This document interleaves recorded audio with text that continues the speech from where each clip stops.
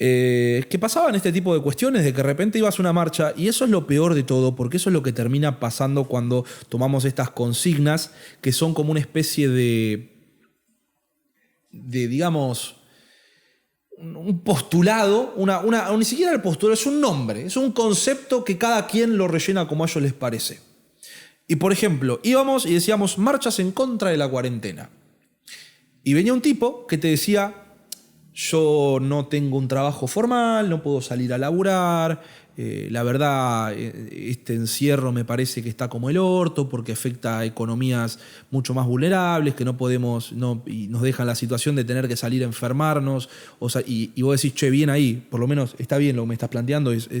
Y después de repente venía un tipo que lo único que le faltaba era tener el sombrerito de papel metálico y que te dice, no, perdón, y viene una vieja y te pregunta, es que esto es todo de la dictadura comunista de Alberto, que no sé qué, y vos decís, no, señora, ¿qué carajo estás hablando? ¿Viste? De hecho, hubo un caso, una entrevista, capaz lo ubicás. Y segundo, tercero, y después tenés ahora sí el del bonete coso que te dice que esto es un plan extraterrestre de una raza alienígena judío-masónica que viene a instalar el comunismo en el planeta. Mediante las vacunas. Sí, mediante las vacunas. Bueno, viste que había... Pensar lo de la destrucción de las antenas 5G es una locura. ¡Ay, boludo! Yo quiero decir esto. Total, no creo que lo vea. Una ex compañera del trabajo, docente de historia, cuando empezó la cuarentena, publicó un estado de WhatsApp que eran 5 antenas. Y una cara insinuante, como diciendo... Es obvio. Todos los caminos conducen a las antenas.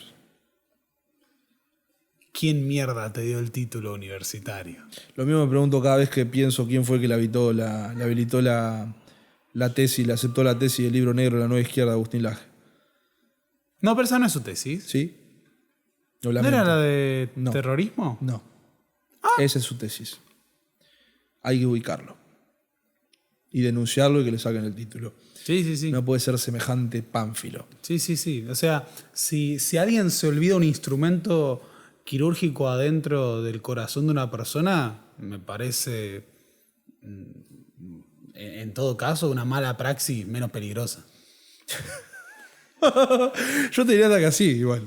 Yo creo que muere menos gente por año de eso que school shooters. ¿Qué de boludez? Que de boludez también igual, pero te iba a decir los school shooters. Porque también pasa igual, eso es lo mismo que hablamos hace un par de semanas. Hablar de marxismo cultural es una especie de cosa ahí intangible que todos rellenan ahí como les parece. Y bueno, acá en Argentina como no hay cuestiones de racismo... Están poniéndose el guante con la gema de la realidad diciendo... El marxismo cultural puede ser lo que yo quiera que sea. Exactamente. Y te dicen ese tipo de cosas y vos decís, no, el marxismo cultural es real. ¿Por qué? Y le mostrás toda la teoría del marxismo cultural y dice, no, pará, yo no soy antisemita.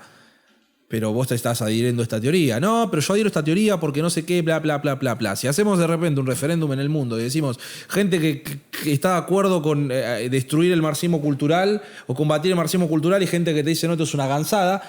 Posiblemente toda la gente que te diga que sí, vas a acumular a tanto el tipo que cree que el marxismo cultural son gente de la comunidad LGBT saliendo en películas, y el otro que te va a decir que es una conspiración judeo-masónica, como es la real, la de verdad, la que nace en Europa, la que se empiezan a utilizar ahí, que después la trasladan, la que termina derivando en todos estos nazis que están en Europa, que después en Yanquilandia, en los conservadores que votan a Trump, después, y un montón de políticos también que hacen... de hecho, escuché una sobre la cuestión y los peligros del fascismo, escuché una declaración que me pareció de las más sobrias que escuché en este último tiempo, y sensatas de parte de una persona como Maslatón, por ejemplo.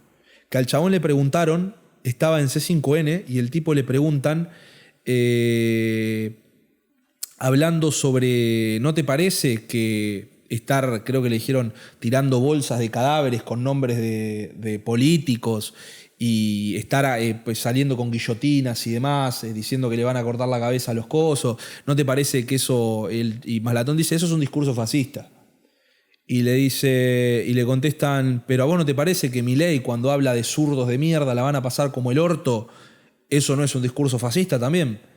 Y Maslatón se queda así y dice, la verdad que yo a eso se lo vengo diciendo a Javier un montón de tiempo y él no lo quiere entender. Y él dice, ¿por qué crees que es eso? Y él dice, no hubo una bajada de línea clara desde lo que era el movimiento de Milei para con la gente que lo militaba. Obviamente que es súper tibia la crítica que está haciendo, pero ahora, haciendo la interpretación de lo que dice Maslatón, sin querer inmolar al tipo que teóricamente él considera apto, porque yo a esta altura considero que es un tipo que simplemente milita a un tipo y hay como una especie de, entendiendo que hay como razones reales, ¿no? De esto es un tipo que dijo, che, le tengo fe y solamente le da rosca porque le gustará alguna cosa, pero después no puede lidiar con todo el resto.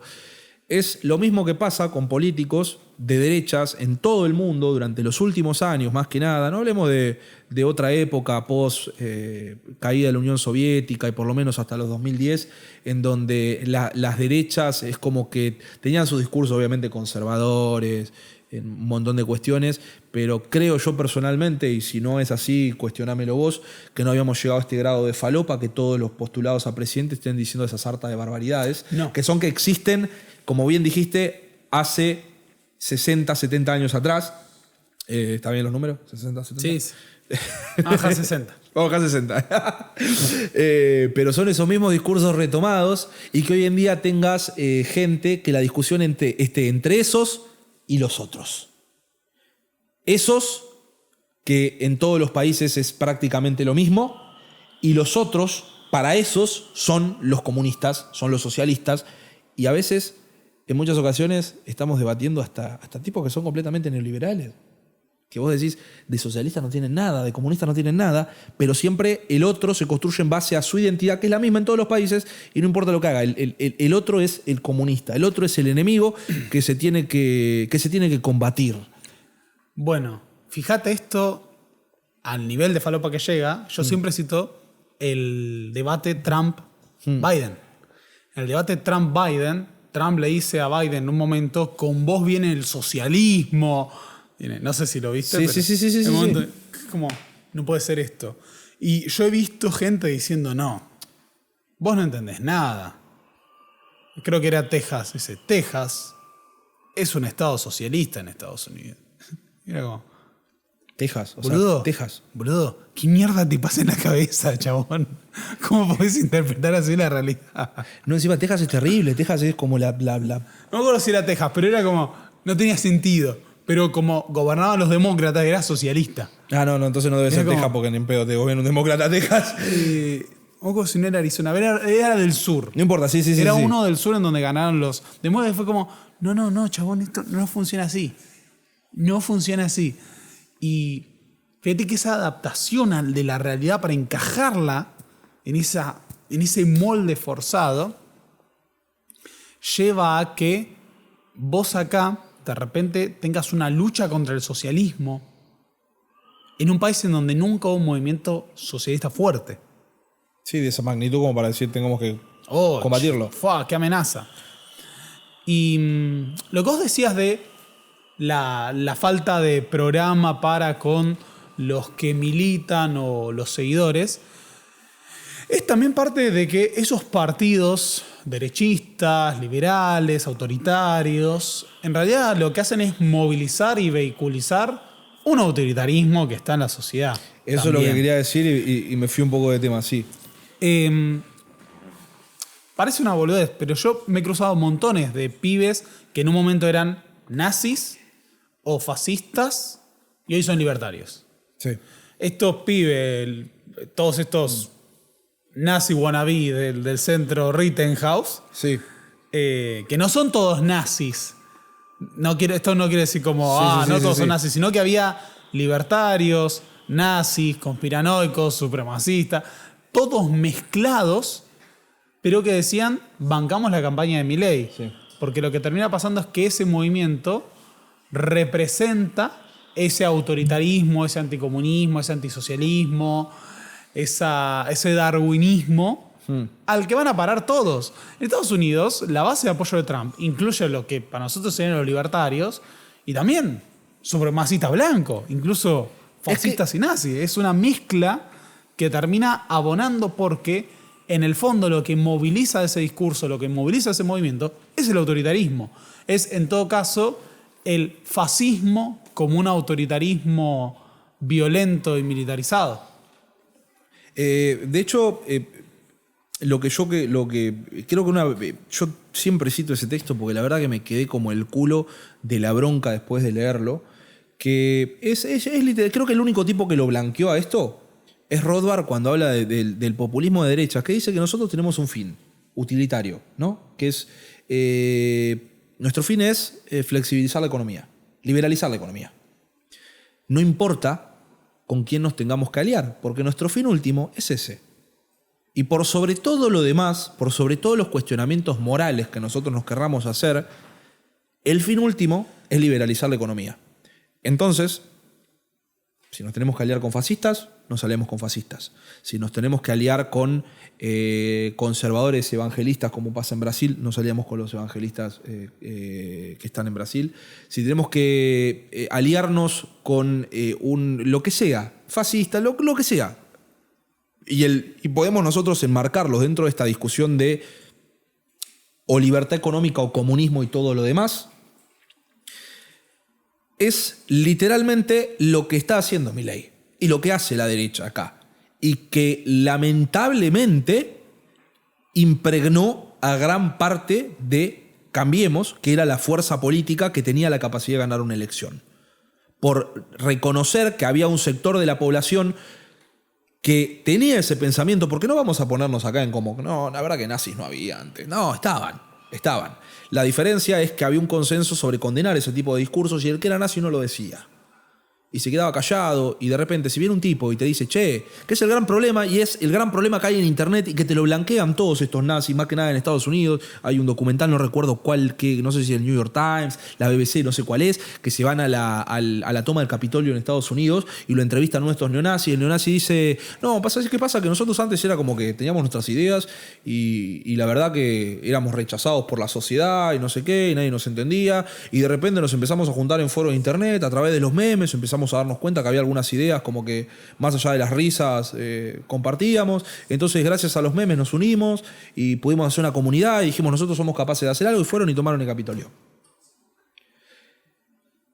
Y el problema de este tipo de personas es que están, y de hecho también se lo dije en un stream que hizo la Inca, que la felicito, que fue excelente, hablando sobre el tema de los discursos de odio y demás, que hay una soga de la cual vos podés tirar para darte una especie de cintura política para discutir determinados discursos, que cuando sos político tenés que ser muy responsable. ¿Para qué lado la estás tirando? Y ojo, esa soga te la podés dar en las dos direcciones, porque podés tener un discurso, por ejemplo, un discurso crítico con el capitalismo, que se quede en sencillamente una socialdemocracia, y podés tirar de esa soga hasta que de repente llenaste el país de movimientos insurreccionales. Cosa que no pasa y que no se tiró y hace años que no se tira y más de uno te dirá lamentablemente no la están tirando. Ahora, del otro lado, cuando vos le empezás a dar soga a todos estos tipos y ¿qué hace Milei? Yo le doy soga al rolete, no me importa si estoy agarrando gente que realmente tiene, que tiene ideas peligrosas en ese sentido, que llama está pidiendo autoritarismo a gritos para suprimir disidencias, para suprimir aquellos sectores con los cuales no les gustan, de perseguir al distinto. Le podés dar soga a toda esa gente y después la podés capitalizar electoralmente. Pero el problema es que una vez que vos les ayudás a que esa persona sepan que esos grupos existen y que se pueden unir, es muy difícil volver a ponerlos abajo de la alfombra. Porque... Y creo que la forma que mejor se puede explicar es en lo que se le corrió el eje a la derecha, a la oposición en este momento. A Cambiemos. En este momento. A Juntos por el Cambio.